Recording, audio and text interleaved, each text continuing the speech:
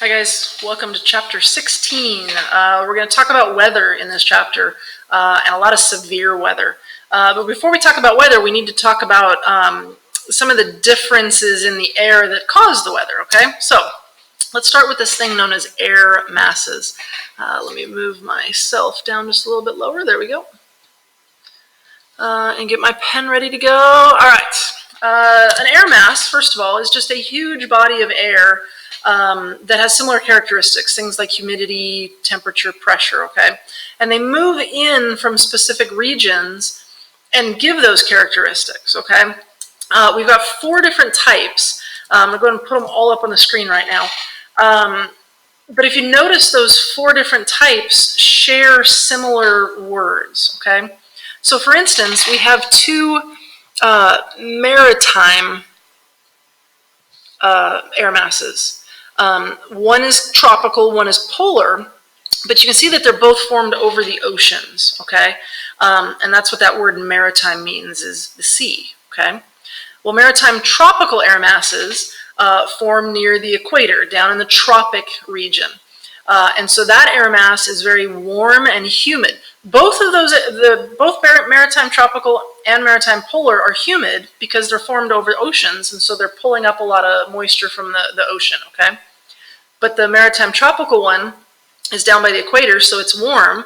The maritime polar is formed over the oceans closer to the poles, and so it's colder, okay? So maritime tropical, warm and humid. Maritime polar, cold and humid, both humid, okay? And then that brings us down to then these two continental ones. We're still using the words tropical and polar though. So since tropical up here meant warm, tropical down here also means warm, okay? Polar up here meant cold. Well, guess what? Polar down there also means cold. So don't get alarmed with the four different names. Understand what maritime means, understand what tropical means, understand what continental means, and what, I lost place. There's four different words. You'll figure it out, okay? So continental tropical also formed closer to the equator, making it warm, but now continental means continent, so it's formed over land.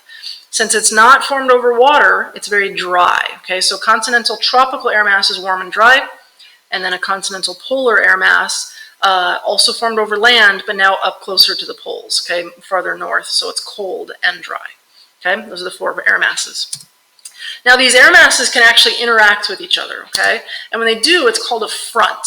It's an area where two air masses meet, but they don't mix, okay? So we've spent some time talking about density and the fact that hot air rises, colder water, remember I did that experiment with the bottles, the colder water sinks below the warmer water because warm things are less dense, and so they float over cooler things that are more dense, okay? So this happens with these air masses as well, all right? We're going to talk about four different kinds of fronts based on the different mixing of these air masses, okay? So the first one that's pictured here is a cold front. And in a cold front, a cold mass moves in. So the cold air mass is moving, the warm air mass is just sitting there, okay? But since the cold air mass is more dense than the warm air, it pushes that warm air up above it, okay? And this happens very quickly. That warm air holds more humidity than cold air, so it takes the water vapor up high, and as it cools, that water vapor can recondense, and so you might actually get some rain from a cold front because that water vapor in the warm air moves up, cools down, recondenses, and it can fall as precipitation, okay?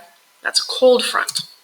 A stationary front, which I don't have a picture of, it's just when a warm air mass and a cold air mass meet, but they're super weak. There's no speed to them.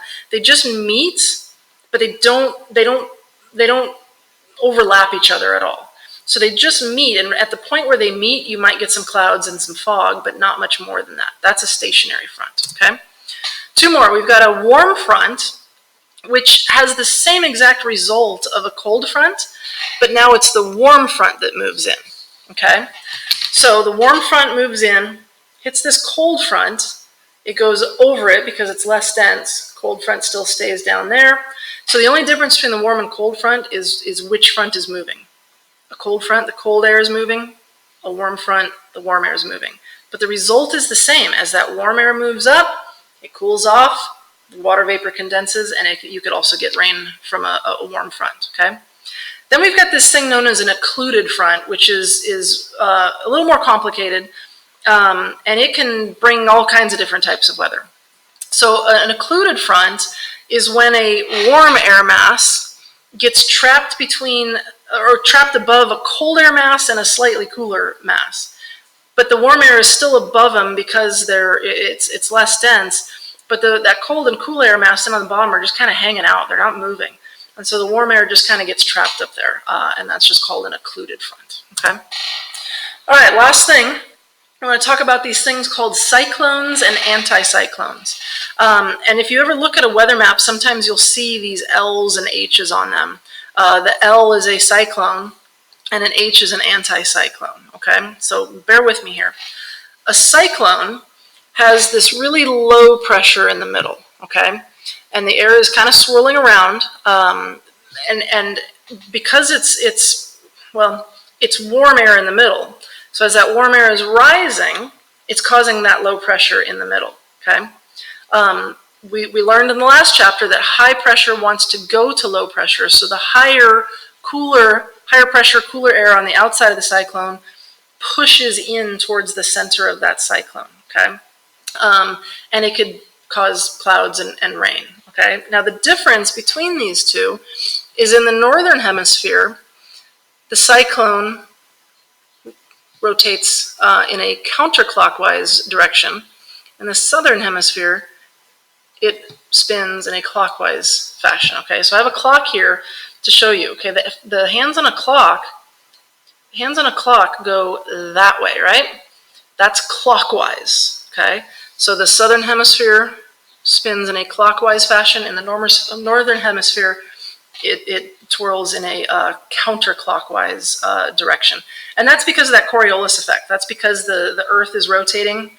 And so anytime there's moving air, it's gonna rotate and spin and curve, okay? I know, kind of complicated.